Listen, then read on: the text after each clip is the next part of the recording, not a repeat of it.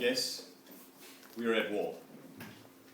This war is not about land, culture, or religion, nor is this war about gold, diamonds, or oil. No, this war is about something far more ecologically important. This war is about rhino horn. A woman in Thailand weeps uncontrollably over the death of her husband. She was standing by her husband, weeping and crippled with emotional pain, which didn't allow her to come to terms with how her husband, who so innocently took a small vial of powdered rhino horn on the open market in Bangkok, is now no longer with her. Meanwhile, in South Africa, a private game farm owner has admitted to using poison on 4 of his rhinoceros. This poison was administered to their horn. 3 of these rhinos have showed no side effects whatsoever, but the 4th rhino was poached on a remote corner of his game farm some weeks ago and was shipped off to an Asian country. When he was asked to comment on this death of this man in Thailand, he said there will be many more cases like this in the future, because he was personally aware of 5 contaminated rhino horns that had been poached and sent to Asian countries.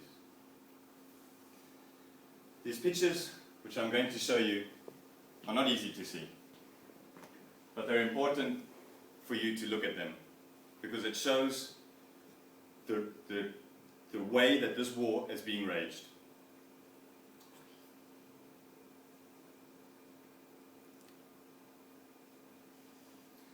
The picture at the top shows a young baby rhino mourning over the death of his mother, who was so needlessly hacked to death and her horns chopped off and sold to an Asian country. The picture at the bottom shows a black rhinoceros who's already on the endangered species list, with its horns sawn off while it was still alive. Unfortunately, after this picture was taken, this rhinoceros had to be put down just from the sheer pain that it was in. But why is this happening? Why are rhino horns so important? Well, in Asian culture, it forms part of their lives. It forms part of their culture. For example, in Yemen, Yemeni men give their 12-year-old sons daggers with blades with handles made out of rhino horn as a rite of passage. In many other Asian countries, rhino horn is ground down into a powder, and it is used to cure things such as fever, rheumatoidism, and many other ailments.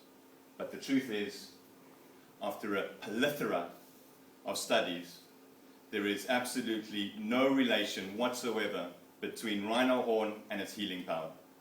In fact, you'll get the same amount of healing power from chewing on your nail. But of course, where there is demand, there is a price. And the price for rhino horn is very expensive. For half a kilogram of rhino horn, you pay 45,000 pounds. That's 45,000 pounds for a half a kilogram of rhino horn. That's more expensive than gold, diamonds, even cocaine. But of course, with this and with this war, it is leaving the South African landscape beaten, battered, bruised, and bleeding, with a wound that is open and is proving increasingly difficult to close. But of course, with the price like that, it's easy to see why the amount of poaching has increased. And how has it increased? In 2007, 13 rhino were poached. In 2011, 448 rhino were poached. 2012, we are set to smash that record, with more than 40 rhinoceros poached a month. what can we do to prevent this from happening? There's an NGO that has been set up. It's called Stop Rhino Poaching Now. Their idea is to lobby with governmental officials to bring in new legislation. They try and raise awareness about the problem and try and come up with new ways of stopping rhino poaching. I have donated to this cause, and so can you.